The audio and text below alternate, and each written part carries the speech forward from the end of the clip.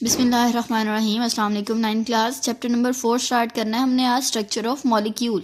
Firstly you should know about molecule. Molecule क्या होता है? मॉलिक्यूल कहते हैं जब एटम्स आपस में मिलते हैं। एटम कोई भी, वो दो या दो से ज़्यादा भी हो सकते हैं, लेकिन दो होना लाजमी है। ठीक है, फॉर एग्जांपल हाइड्रोजन है, ये आपस में मिलके क्या बनाते हैं? H2 बनाते हैं। That is a molecule. ये क्यों आपस में मिलते हैं, क्यों ये बनाते हैं, फिर इनका स्ट्रक्चर क्या होता है, ठीक है, वो सारे के सारा हम जो है वो चैप्टर नंबर 4 में पढ़ेंगे। फर्स्ट जो है वो you should know why do atoms form chemical bond. कोई भी एटम जो है वो केमिकल बॉन्डिंग शो क्यों करता है? As you know it's a universal rule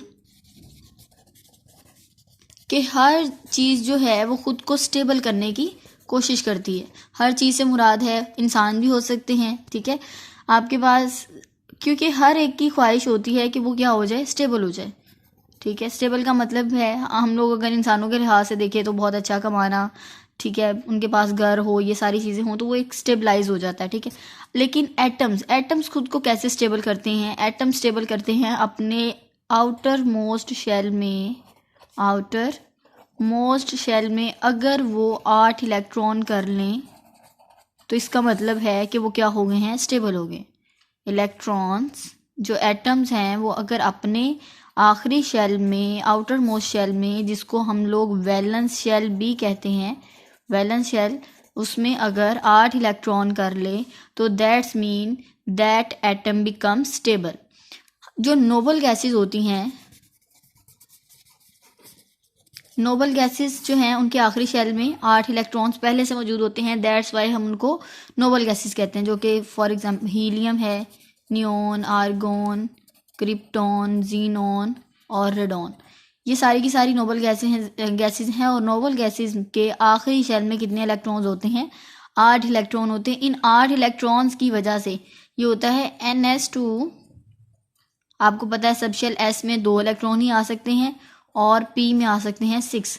तो ये N का मतलब होता है कोई भी शेल हो सकता है हमारे पास। फॉर एग्जांपल हीलियम है तो हीलियम के पास 2 इलेक्ट्रॉन्स होते हैं, इसके पास 10 इलेक्ट्रॉन्स होते हैं, इसके पास 18 होते हैं।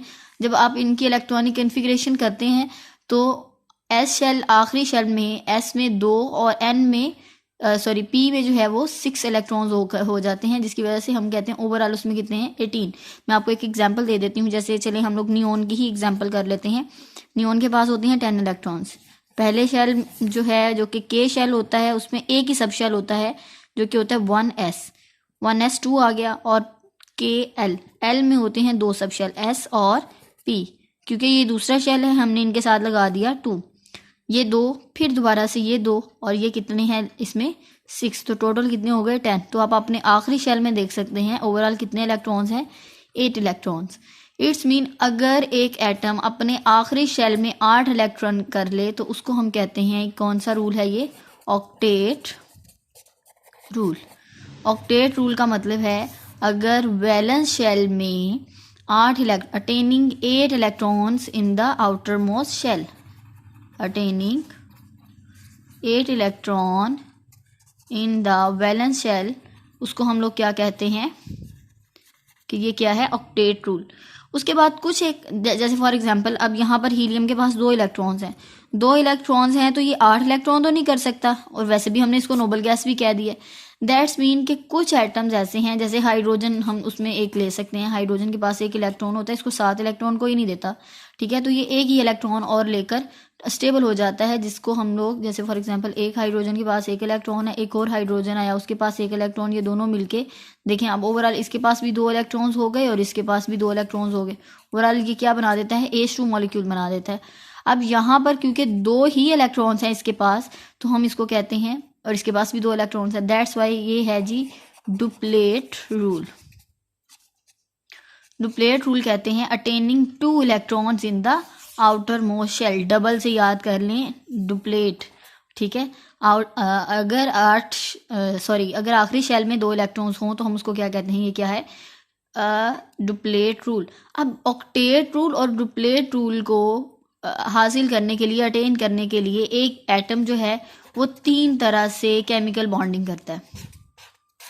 नंबर 1, या तो वो इलेक्ट्रॉन जो है वो गेन करता है, हासिल करता है, या इलेक्ट्रॉन जो है वो देता है, ठीक है।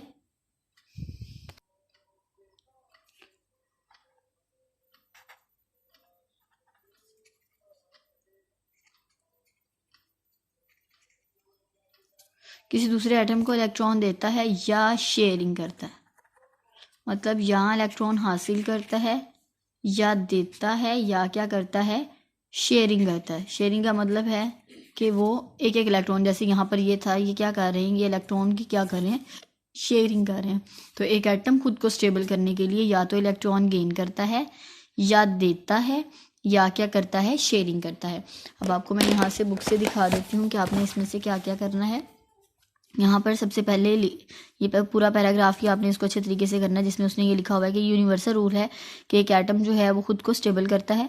उसके बाद अपनी इलेक्ट्रॉनिक कन्फिग्रेशन को नोबल गैसेस की कन्फिग्रेशन के मुताबिक करता है, जो कि जिसकी कन्फिग्रेशन क्या होती है, NH2 NP6। N का मतलब यहाँ पर कोई भी शेल हो सकता है, वो ज़रूरी नहीं दूसरा तीसरा चौथा पाँचवा हो, कोई भी, हर एक का डिफरेंट शेल होगा, ठीक है। उसके बाद डुप्लेट रूल क्या कहते हैं, attaining 2 electrons in the valence shell called duplet rule, और attaining 8 electron in the valence shell is called octet rule, ठीक है। ये भी करना है। उसके बाद आपने, ये बहुत इंपॉर्टेंट क्वेश्चन है कि नोबल गैसेस नॉन रिएक्टिव क्यों होती हैं, बिकॉज उनका आउटर मोस्ट शेल में 2 और 8 इलेक्ट्रॉन कंप्लीट होते हैं, उनको कोई ज़रूरत ही नहीं, उनका कम्प्लीटली फील्ड इलेक्ट्रॉन्स होते हैं, जिसकी वजह से उनको किसी के साथ भी रिएक्ट करने के लिए जो है वो स्पेस उनके पास नहीं मौजूद होती। दैट्स वाई वो क्या होते हैं, नॉन रिएक्टिव होते हैं।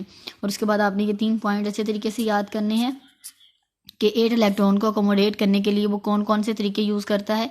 या तो इलेक्ट्रॉन जो है वो गिव करता है, देता है, या गेन करता है, या क्या करता है, शेयरिंग करता है। एक और चीज़ आपने याद रखनी है, हमने लास्ट अपने जब मेटल नॉन मेटल्स पढ़े थे तब भी ये मैंने बताया था कि जो 4 से कम वैलेंसी वाले होते हैं, 3, 2, 1, ये जो हैं ये ख़ास तौर पे ये क्या करते हैं, ये इलेक्ट्रॉन को गेन करते हैं, ठीक है। ये इलेक्ट्रॉन को क्या करते हैं, सॉरी, ये इलेक्ट्रॉन जो है वो गिव देते हैं, ठीक है, लूज़ करते हैं, इलेक्ट्रॉन लूज़ करते हैं। 4 से ज़्यादा वाले जो हैं वो इलेक्ट्रॉन क्या करते हैं, गेन करते हैं। और जो 4 वाले हैं ख़ास तौर पे, ये ज़्यादातर जो है ये शेयरिंग करते हैं, ठीक है। तो यहाँ पर उसने लिखा हुआ है कि <3 जो होते हैं वो क्या करते हैं, इलेक्ट्रॉन लूज़ करते हैं। जो 5 से ज़्यादा होते हैं वो क्या करते हैं, गेन करते हैं। और बाकी जो हैं वो क्या करते हैं, शेयरिंग करते हैं। आपने इसको अच्छे तरीके से याद करना है। ओके जी, wish you best of luck, अल्लाह हाफ़िज़।